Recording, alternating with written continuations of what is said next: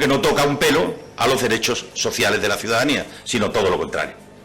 Lleva a sanidad 150 millones de euros nuevos, es decir, el 12% del presupuesto, y educación un 5%.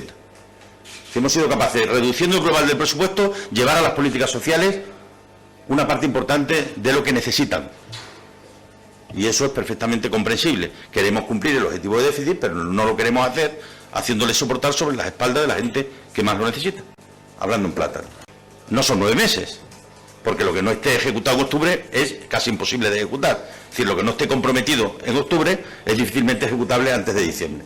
Por eso ahora tenemos que tener todos claro, y digo todos, nosotros desde el Gobierno y el Parlamento también en su función de control al Gobierno, que los próximos 6 meses tenemos una gran obligación con Extremadura, una nueva obligación con Extremadura, que es ejecutar el presupuesto.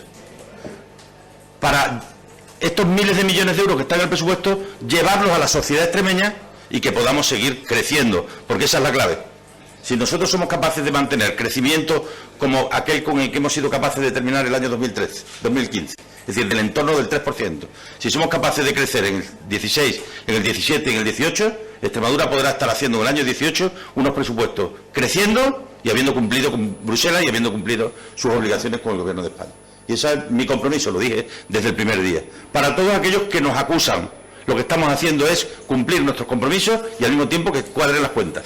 Tenemos que ser capaces de llevar los presupuestos al servicio de la vida de la gente. Y para eso hay que precipitar la ejecución de los mismos en los próximos meses para que de verdad lleguen a la economía real. Yo decía que Extremadura necesitaba unos presupuestos y ahora digo que Extremadura necesita un gobierno que sea capaz de ejecutar de manera ágil esos presupuestos en el menor tiempo posible.